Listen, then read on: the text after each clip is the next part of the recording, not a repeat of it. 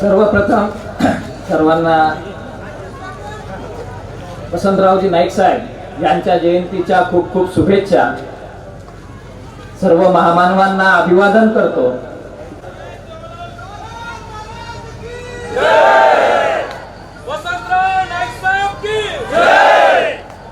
आज या कार्यक्रमाला तुम्ही इथे आलात, तुम्हा सर्वांना खूप खूप शुभेच्छा आहे माझ्या वतीने. इथे उपस्थित असलेले पत्रकार बांधव, क्षमा करा, थोडा आवाज आज जरा जल्लोष थोडा जास्त होता आणि एवढी जनता आली आणि नाईक साहेबांची आज जयंती आहे, तर त्यामुळे थोडा आवाज मला बसला तिथे आरडाओरड करत असताना, तर तेवढं समजून घ्यायला अशी अपेक्षा करतो. आणि या सभेला उपस्थित असलेल्या सर्व जनतेला खूप खूप शुभेच्छा देतो जयंतीच्या. त्याचसोबत या सभेला किती लोक आले हे पाहण्यासाठी आलेल्या लोकांना सुद्धा जयंतीच्या खूप खूप शुभेच्छा देतो. काही आजूबाजूला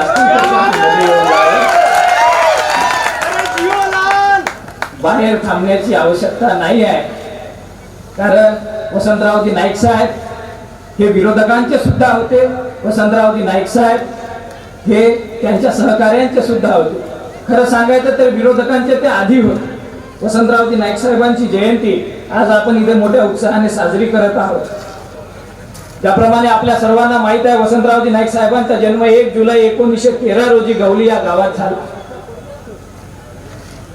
सुरुवातीच्या काळात जेव्हा तांड्याची स्थापना व्हायची, भटकंती करणारा बंजारा समाज जेव्हा रानावनात भटकंती करायचा, त्यावेळी जेव्हा एका कुठेतरी स्थायिक होण्यासाठी तांड्याची स्थापना झाली, मग या तांड्याची व्यवस्था चालणार कशी, या तांड्याचा कारभार चालणार कसा, या तांड्याचं नेतृत्व करणार कोण, कुठेतरी एक महत्वाचा नेता लागतो, कुठेतरी एक महत्वाचा व्यक्ती लागतो. म्हणून त्या तांड्यामध्ये एक अशा व्यक्तीची निवड केली जायची जो त्या तांड्याचं एक चांगल्या प्रकारे नेतृत्व करू शकेल, ज्यामध्ये नेतृत्व गुण आहे अशा व्यक्तीची तिथे नेमणूक केली जायची आणि त्याला म्हणायचे नायक. त्याचबरोबर ज्याचा कारभार चांगला आहे, ज्याचं गणित पक्का आहे, जो तांड्याचा कारभार पाहू शकतो, त्याची नेमणूक केली जायची. म्हणजे तो असायचा कारभारी. कुठे जाधव असतात, कुठे राठोड असतात, कुठे आडे असतात, कुठे पवार असतात. तसं मी जाधव आहे, पण मी कारभारी नाही आहे, कारण माझ्याजवळ संस्था नाही आहे. माझ्याजवळ संस्था असती तर कदाचित मी कारभारी राहिलो असतो पुसद शहरात.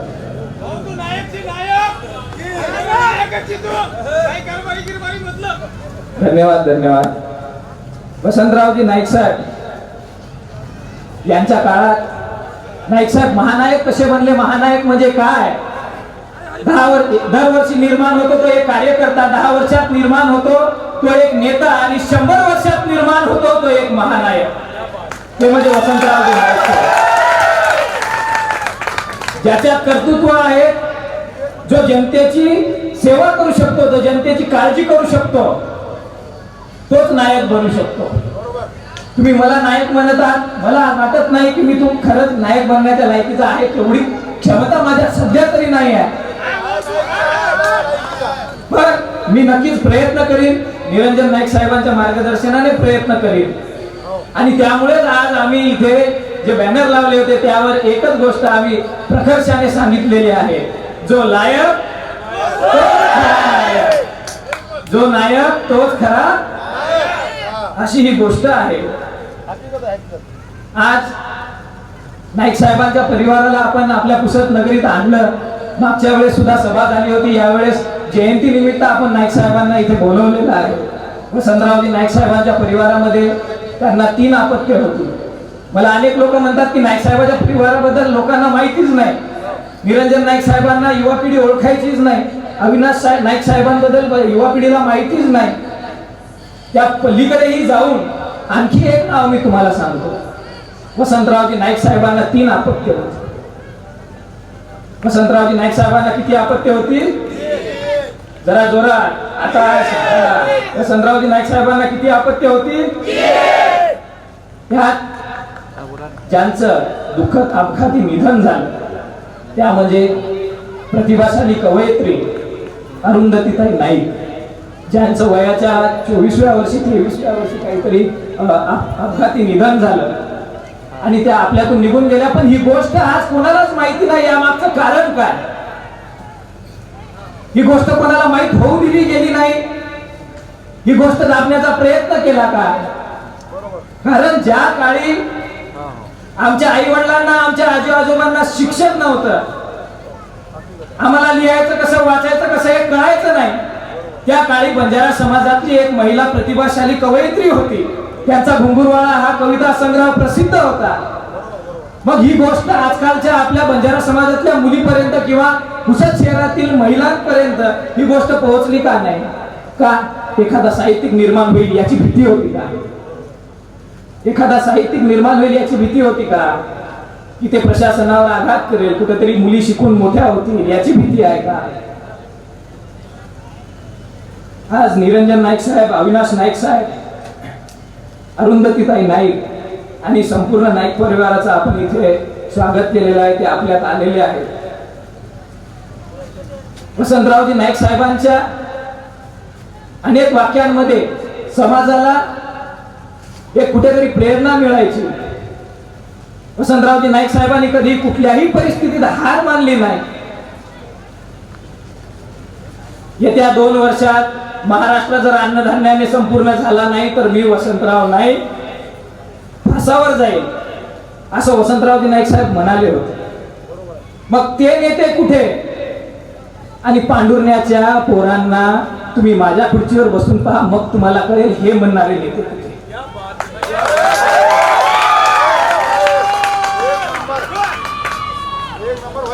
नाईक साहेबांनी कुठले संस्कार आपल्यावर केलेत, नाईक साहेबांचं व्यक्तिमत्व काय आहे, या गोष्टीवर कुठेतरी आपल्याला भर द्यावा लागेल. नाईक साहेबांच्या विचारावर आपल्याला भर द्यावा लागेल. नाईक साहेबांनी आव्हानं स्वीकारली, नाईक साहेब लढले आणि त्यानंतरच कुठेतरी ते महानायक झाले. नाईक साहेबांनी अनेक कामं केली, या महाराष्ट्रभरात कामं केली, फक्त पुसद शहरात कामं नाही केली. नाईक साहेबांची कामं जर मोजायला आपण बसलो तर आज आपल्याला आपलं अर्ध आयुष्य कमी पडेल, एवढी कामं नाईक साहेबांची आहे या महाराष्ट्रात. पण नाईक साहेबांनी कधी या कामांमध्ये कमिशन मागितल्याची गोष्ट आपल्याला माहित होत नाही.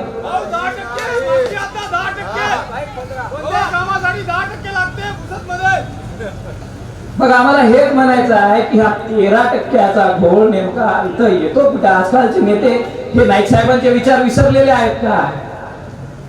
लहानपणी आम्ही, आता मी लहान होतो त्यानंतर आमच्या आधीची काही पिढी असेल, बऱ्याच अफवा असायच्या.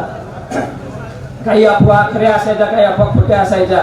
एक त्यामध्ये अशी अफवा होती की जो सरडा असतो ना, सरडा, तो सरडा म्हणायचं रक्त पितो तो लोक आम्ही असं लहानपणी बालपणी असे थुका लावायचे. कोणाकोणासोबत कोणाकोणाला ही गोष्ट माहित आहे, केलेली आहे की नाही? मग रक्त पिणारा सरडा 13% रक्त पितो ही गोष्ट कोणाकोणाला माहित आहे?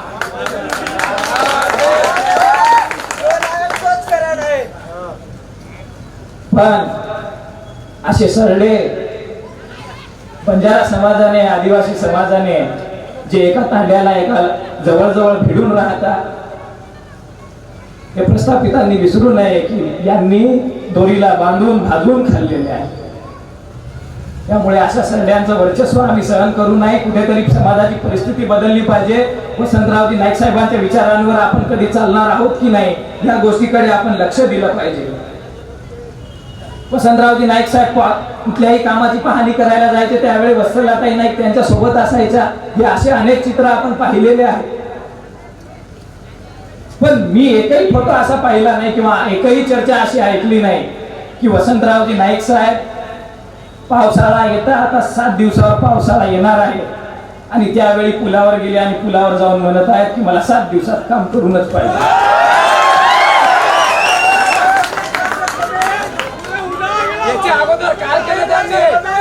पण मला हेच म्हणायचं आहे की नेमकं पावसाळ्यात तो ठेकेदार काम करणार कसा? 7 दिवसात तुम्ही म्हणता की मला काहीच सांगू नका. ते काय सांगत आहे ते आम्हालाही ऐकू द्या. कदाचित तो म्हणेल की यात तुम्ही सुद्धा भागीदार आहात म्हणून हे काम होत नाही आहे. एखादी महिला, एखादी वृद्ध महिला तुमच्या जवळ येते, नाईक साहेबांजवळ सुद्धा जायचे लोक पण कधी निराश होऊन गेले नाही. नाईक साहेब सगळ्यांना प्रेमाने जवळ घ्यायचे, त्यांची समस्या जाणून घ्यायचे. आज आपण समाज माध्यमांवर व्हिडिओज पाहतो, व्हिडिओच्या माध्यमातून पाहतो, गाणं चालू असते आणि ती महिला बोलत असते. ती महिला नेमकं काय बोलत आहे हे आम्हाला ऐकायचं. ती महिला जर म्हणत असते बाई माझ्या घरी पाणी नाही, मी समस्येत आहे, मी अडचणीत आहे, तर हे आम्हाला कसं कळणार? त्याच्यावर बॉलिवूडचे गाणे तुम्ही लावता. आजकालच्या नेत्यांची कंडिशन मी तुम्हाला सांगत आहे आणि ही सत्य परिस्थिती आहे. त्यामुळे आपलं एकच म्हणणं आहे की कुठेतरी पारदर्शकता वाढली पाहिजे. आम्ही समाजामध्ये फिरत आहोत, मी नाही आणि आम्ही सगळे सोबत समाजामध्ये फिरतो, त्यावेळी आम्ही आमच्या कुठेतरी समाज माध्यमावर पारदर्शकता ठेवतो की लोकांना सत्य कळायला पाहिजे. 2 शिव्या आम्हाला भेटल्या तर आम्ही खाऊ नाही घेऊ, त्या संबंधी काही विषय नाही. नाईक साहेब असते, थोडा पाऊस चालू झालेला आहे, पण पावसात भिजायचं की भिजायचं हे आपण ठरवायचं आहे. पावसात भिजायला सगळे तयार आहात ना? वसंतरावजी नाईक साहेब जर आज या भूमीत असते तर शेतकऱ्यांचा पीक विमा त्यांना मिळाला असता की नाही मिळाला असता? मग शेतकऱ्यांचा पीक विम्यातून नाव जेव्हा वगळलं जातं, यवतमाळ जेव्हा पीक विम्यातून वगळला जातो, तरीही कोणाला घाम फुटत नाही. सगळ्यात जास्त शेतकरी आत्महत्या होणारा हाच जिल्हा, मागास असलेला हाच जिल्हा, याच्यातून शेतकरी पीक विम्यातून वगळला जातो, तरीही कोणाला घाम फुटत नाही आणि कोणी एक पाऊलही समोर टाकत नाही. आपल्याला हेच म्हणायचं आहे, कुठेतरी वसंतरावजी नाईक साहेबांच्या विचारावर चालून या परिसरातील शेतकऱ्यांचं आपल्याला भलं करायचं आहे. नाईक साहेबांनी अनेक जनतेवर प्रेम करत, नाईक साहेबांना लोकांनी बिना प्रचार करता सुद्धा त्यांना निवडून दिलं. नाईक साहेबांनी कधी कोणात भेदभाव केला नाही. नाईक साहेबांना असं म्हणल्याचं आपल्याला कधी कोणी सांगितलं नाही की तुम्ही आम्हाला मतदान केला नाही, आम्ही तुमचं काम करणार नाही. असे उदाहरण सुद्धा आपल्या समोर आले नाही. मग हे विचार या भूमीत येतात कुठून? हे विचार या भूमीत येतात कुठून? विरोधकांना सुद्धा जवळ करणारे, विरोधकांना सुद्धा हवेसे असणारे हे म्हणजे वसंतरावजी नाईक साहेब. वसंतरावजी नाईक साहेबांनी कोणाचा वापर कधी करून घेतला नाही. सगळ्यांसोबत सहचाराने, प्रेमाने, बंधुभावाने असायचे. या गोष्टींचे अनेक उदाहरणं आपण ऐकलेले आहेत. अनेक गोष्टी आपण नाईक साहेबांबद्दल ऐकतो. आज आपले पूर्वज, आपले आजी आजोबा, आपले आई वडील आपल्याला या गोष्टी सांगत असतात. पण तुला तिकीट देतो असे आश्वासनं देऊन जर लोकांचा वापर केला जात असेल आजकालच्या नेत्यांकडून, तर हे राजकीय क्षेत्रातलं खूप मोठं दुर्भाग्य आहे. मला तर हेच सांगायचं आहे, साहेबांनी जर उद्या एखादा पक्ष निवडला तर तिकिटाच्या आश्वासनावर बसलेले सगळे लोक इकडे येऊन जातील, काही सांगता येत नाही. ये अंदर की बात है, तुम्हारे कार्यकर्ता भी हमारे साथ है.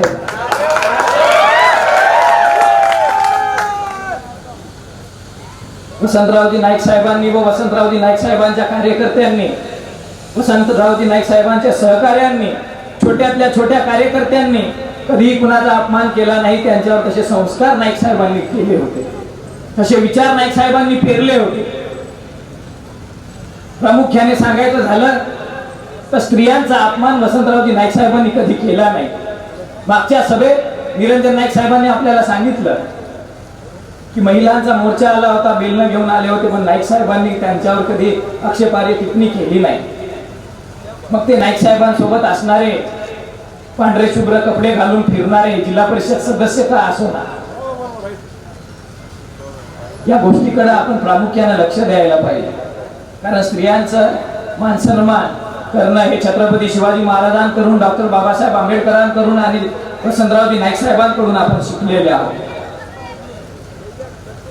हा सगळा प्रकार घडत असताना, हा महोत्सव साजरा करायचा असताना आणि या आधीची सुद्धा सभा घ्यायची असताना अनेक लोक मला म्हटले, अरे कशाला पुढे तुझ्या खांद्यावर बंदूक ठेवून लोक चालवत आहेत, कशाला पुढे करतो, तुझ्या खांद्यावर बंदूक ठेवून हे लोक चालवत आहेत. मला त्या लोकांना हेच सांगायचं आहे की फितुरांच्या खांद्यावर बंदूक ठेवून वाघाची शिकार करता येत नसते.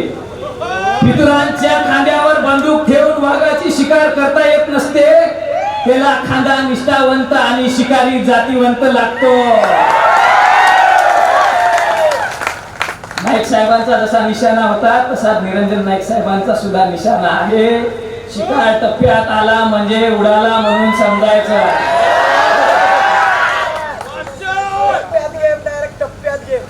त्यावरून एक गोष्ट मला आज आठवली.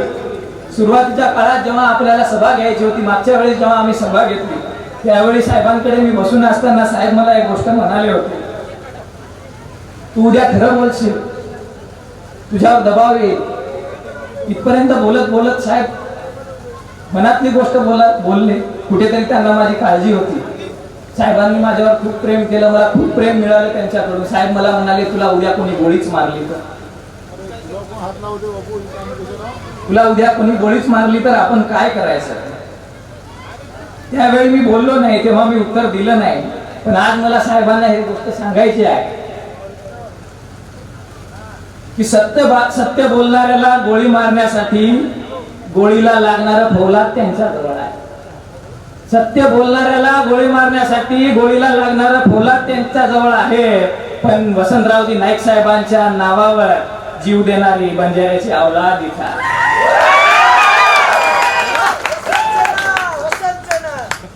त्यामुळे मला सर्वांना हेच सांगायचं आहे की घाबरून जाण्याचं असं काही कारण नाही. आज वसंतरावजी नाईक साहेबांची जयंती आहे. या जयंती निमित्त एक गोष्ट प्रकर्षाने सांगू इच्छितो, ज्या प्रवासात आपण निघालेलो आहोत त्या प्रवासात परतीचा मार्ग नाही आहे.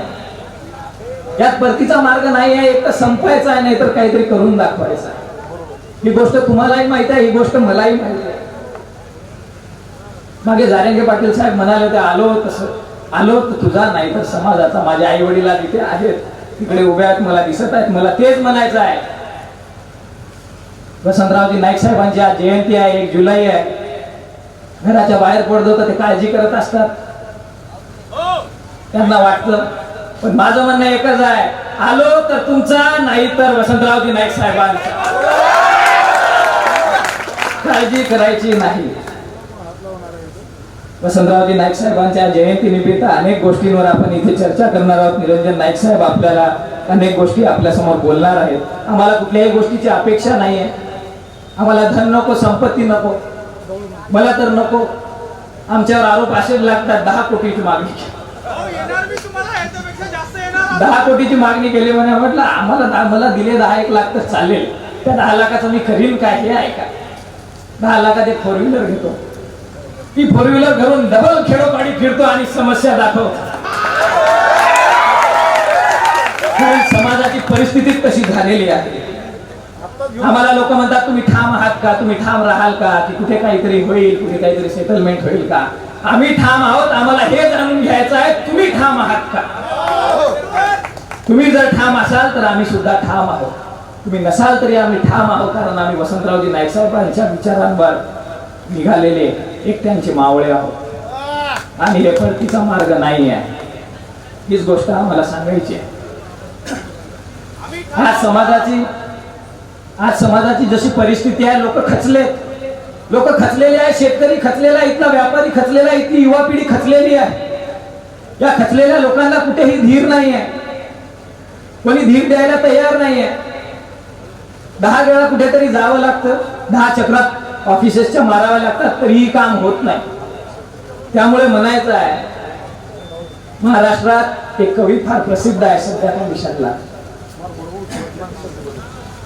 की व्हीएमपी लिहितो रक्षक बनून पर्वत जणू खंबीर उभा आहे. रक्षक बनून पर्वत जणू खंबीर उभा आहे. खचलेल्या मनाचा तो धीर उभा आहे. तुमच्या आमच्या खचलेल्या मनाचा तो धीर उभा आहे. जीवनाच्या रणांगणात अजून पराभव झाला नाही. जीवनाच्या रणांगणात अजून पराभव झाला नाही. या राजाच्या सोबतीला त्याचा वजीर उभा आहे. त्यामुळे खचून जाण्याचा प्रश्न नाही. वेळ खूप झालेला आहे. नाईक साहेबांना सुद्धा भाषण करायचं आहे. जाताना आपण सगळ्यांनी सावकाश जायचं आहे. आम्ही समाजात फिरतो, लोकांपर्यंत फिरतो. अनेक लोक नशा करून सुद्धा आम्हाला भेटतात. व्यसनाची संख्या जास्त वाढलेली आहे. व्यसनाधीन लोक जास्त झालेले आहेत. ज्यांनी व्यसन कधी केलं नाही त्यांनी कधीच करू नये असा सल्ला मी त्यांना देईन, आणि ज्यांनी केलं त्यांनी प्रमाणात करावा हा सल्ला सुद्धा मी त्यांना देईन. आणि जाताना कुठेतरी गावजवळ करा. गावजवळ केल्यानंतर तुम्हाला काय करायचं ते करा, कारण पावसाचे दिवस आहेत. आताच मागे खेड्याचा एक आपला होमगार्ड मुलगा, युवा मुलगा आपण गमावला. एखाद्या व्यसनी व्यक्तीमुळे निर्व्यसनी व्यक्ती कुठेतरी दगावतो. त्याच्या आईवडिलावर काय दुःखाचा डोंगर कोसळत असेल याची सुद्धा आपल्याला काळजी करायची आहे. तर पूर्वी एक नारा देतो. नाईक साहेबांच्या जयंतीसाठी आपण इथे उपस्थित झालेलो आहोत. हा बरोबर, गवळूमांजरीचा एक विषय सांगायचा आहे की गवळूमांजरी एक असं गाव आहे, या पुसद मतदारसंघामध्ये एक गाव असं आहे, गवळूमांजरी असं गाव आहे साहेब. त्यासाठी तुम्ही नक्की काहीतरी करावं अशी आमची इच्छा आहे. गवळूमांजरी एक असं गाव आहे जिथे जायला रस्ता नाही, जिथे लाईट नाही, जिथे शिक्षण नाही, त्या लोकांना शेती सुद्धा नाही. रात्र झाली, पाऊस पडला तर त्यांना झोळीत आणावं लागते एखाद्या पेशंटला. अशी परिस्थिती तिथं झालेली आहे. खूप वेळ झालेला आहे. पूर्वी एक नारा आहे तो वसंतरावजी नाईक साहेबांचा, वसंतरावजी नाईक साहेबांचा. एवढं बोलून थांबतो. शेवटी एवढंच सांगेन की तुम जलन बरकरार रखना, हम जलवा बरकरार रखेंगे.